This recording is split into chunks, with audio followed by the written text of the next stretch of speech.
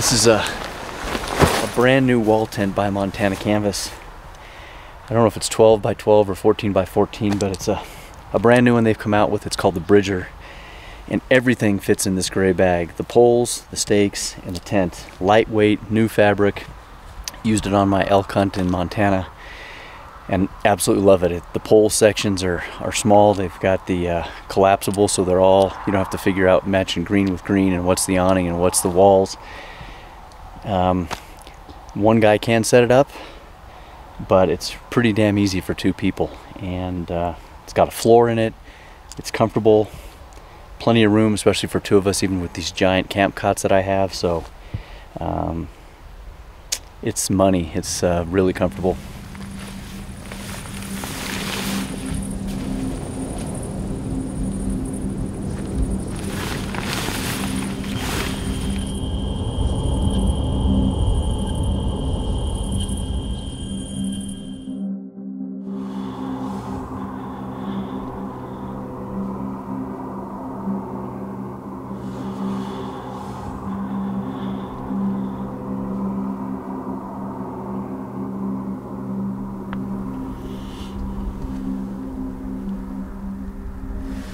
We did see yesterday afternoon one lone, best as we could tell, one lone buck that was on the Colorado side somewhere over here. And on one hand you think you can see forever, but some little draw, some little drainage, just a low spot, a whole herd could be hiding down there. And kind of back to look for him, as well as the herd that was on the New Mexico side. Maybe they crossed over, but so much can happen overnight, so much can happen during the day. It's the rut, so bucks are cruising, bucks are out protecting their harems that they've got, and they can move long distances in a pretty short period of time. So it's really about covering miles and seeing what's out there. And like I said, hopefully we'll see one that gets me excited. I'm not holding out for anything specific. I don't have any magic number I'm trying to meet. I've shot one in Colorado back when I was in college that almost hit the 80-inch mark, and I'm just looking for something that gets me excited, whether it's a unique buck, whether it's a big buck, just a good representation. I know they've got some 80-plus inchers in here for sure, at least historically they have. If that happens, great. If not, I'm just looking for a good hunt. So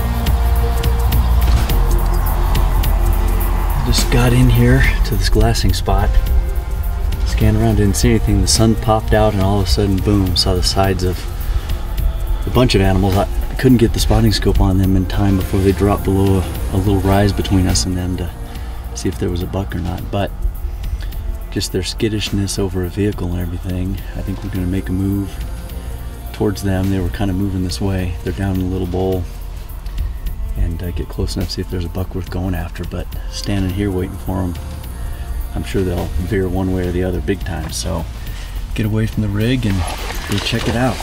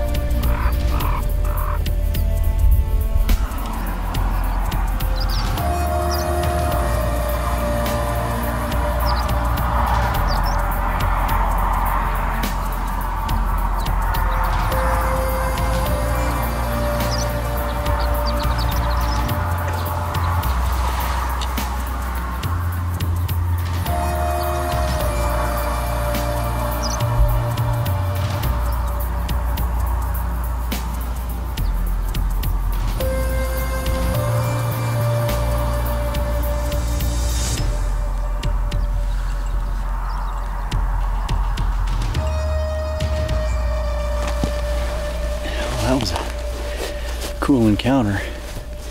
Sucked up on him. He was a buck with 10 does. I mean, saw better bucks yesterday, which got me more excited, but his left prong kind of turned down and flared out.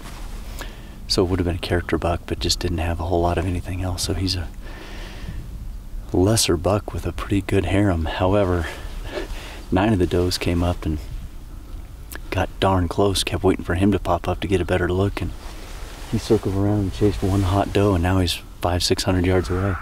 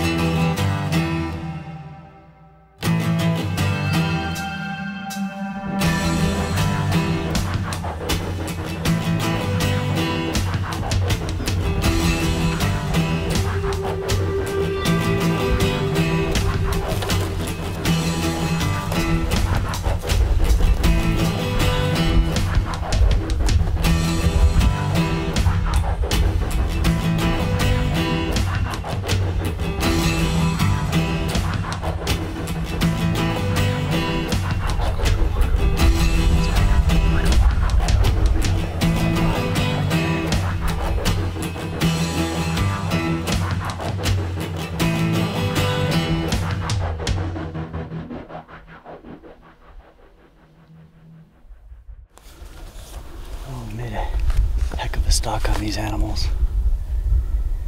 From a long ways off with heat waves, couldn't tell. It was 7 does and a buck. We knew there was a buck, but couldn't tell how big. And got up here, got about 250. He never presented a shot, but I was able to see his horns, and he's not as good as those couple of others that are in here. So probably could work up there and drop down, but it's just not a buck I'm willing to shoot right now. So we'll back out of here, probably grab some lunch, and head to a different spot. Fun stalk though. You never know till you peek over what you're gonna find. Also got a truck parked way out there, and looks like it could be a game warden, so wouldn't be surprised if we got checked, which is a-okay.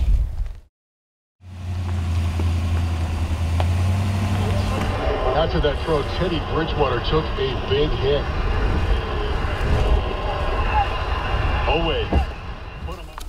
So earlier today, as I thought, I did get checked by the Colorado Parks and Wildlife.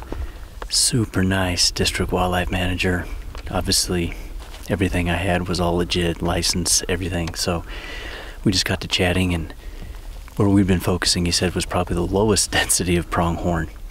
So he kind of gave us a little bit of intel, and we're up here right now. Took us a little while to find him, but we've got 3 or 4 different herds located. A little bit of a rain squall came through. It's really calmed down. It's flipping gorgeous right now.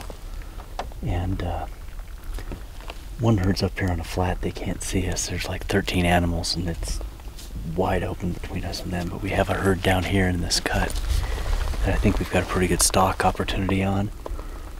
Don't know if there's a buck, and if so, how good it is. And then beyond that, there was, I don't know, 10 or 12 other animals that we saw just before we dropped down in this valley. So lots of opportunities, and we're gonna start here and see what we can find.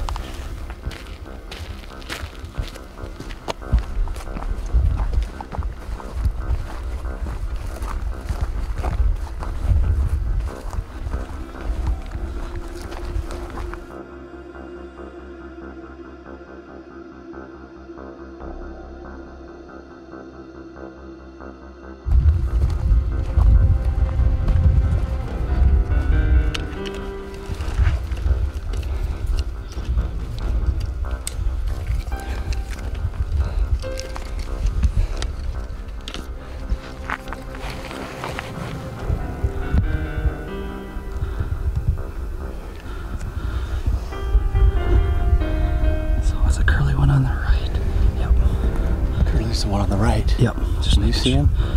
I'm on him. Yep. Right, but I'm actually walking to the right now.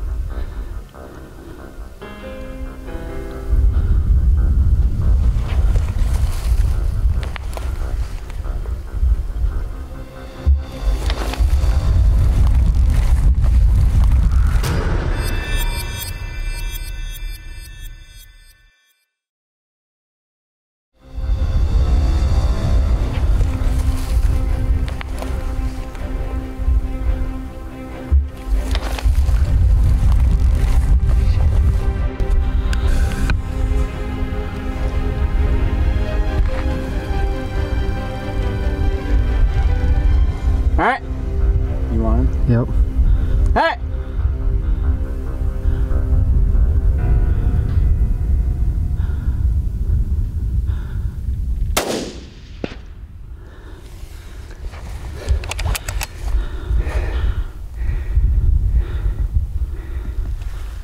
Well, unfortunately, I made a poor shot. I'm not sure what happened. Animal was standing there, quartering two, best as I remember. Put it right on the inside shoulder, ran off, and I've been chasing him for a while. He just bedded. And his whole right side is bloody, and it looks like the wound's right behind the shoulder, so it does not make any sense. Shot felt good, felt steady, everything.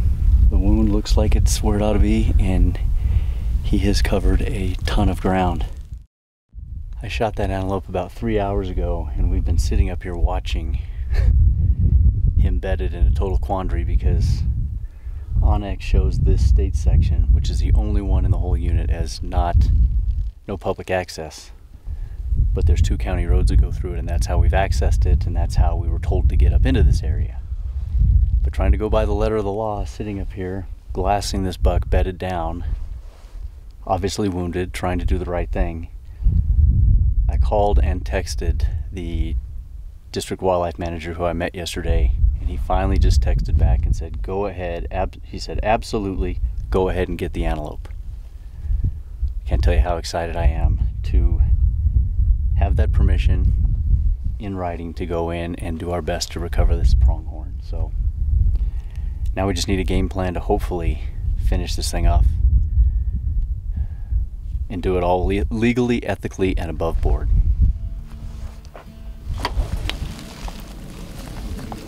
I hate this feeling, but unfortunately it's part of hunting that happens sometimes. Hopefully go get him.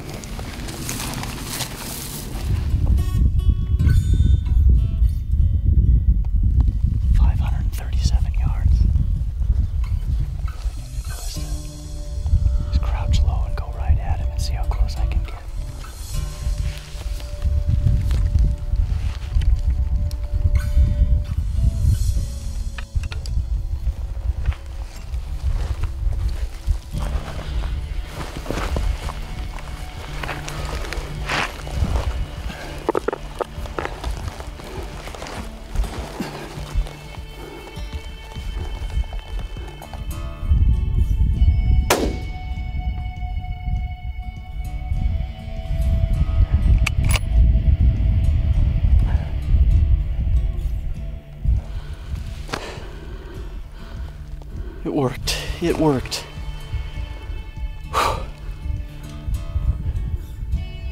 Try to sugarcoat this thing. This was a struggle.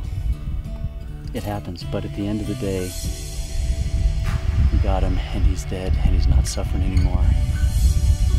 He's a cool and unique buck, and I'm not ashamed to say I worked my ass off for it.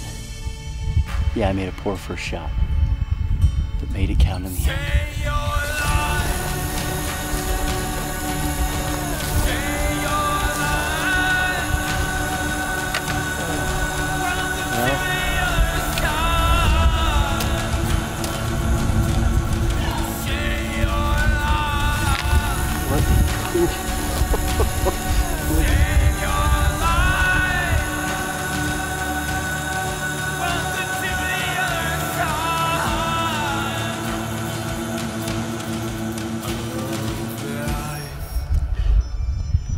I said I wanted to come in here and get a good solid goat or a totally unique one, and I think I got both.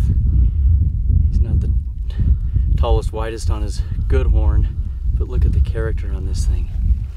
Just bends over, almost over his prong, and unfortunately we had a little circus and fiasco as a result of the first shot, but the end justifies the means. That probably doesn't make much sense, but in the end of the day, got the pronghorn. I think these things are so beautiful.